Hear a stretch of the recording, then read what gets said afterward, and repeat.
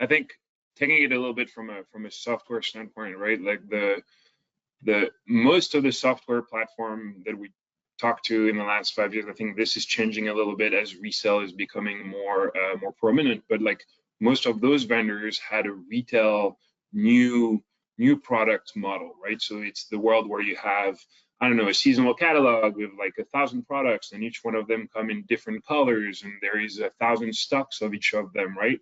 And so all of the different platforms that are either here to facilitate search, to facilitate inventory management, to facilitate any of those things, they rely on those core principles. And resale is totally different, right? Resale is every item is unique. They might have been the same when they were new, but now you've got one that was, I don't know, heavily used with stains everywhere, and the other one was barely used, and it's like new, right? And so the price is going to be different. The appetite of different buyers is going to be different.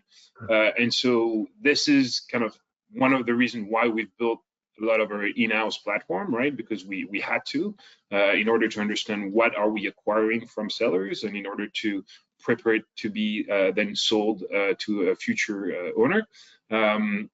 And I think so that is one thing that every time we talk to a software vendor, we have to consider those things. Is it going to work plug and play?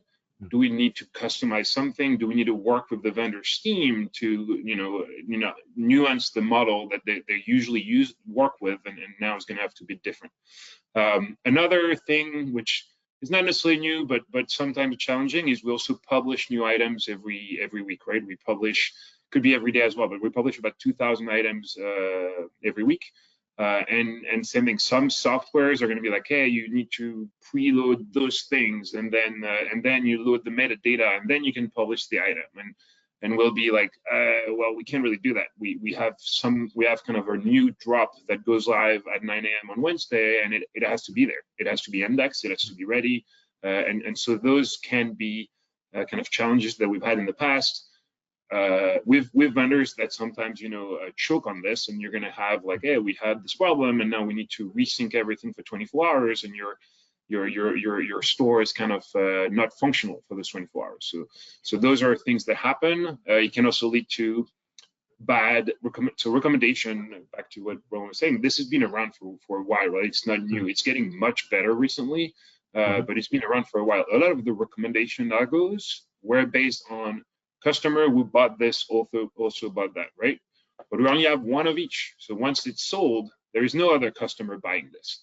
So again, plug and play, yeah, no, you're going to have to change a little bit and consider that those two products that are not the same are now going to be considered the same by the model. So the other source of frustration is you work with a solution, and then you end up not being able to really leverage everything plug and play and require more customization.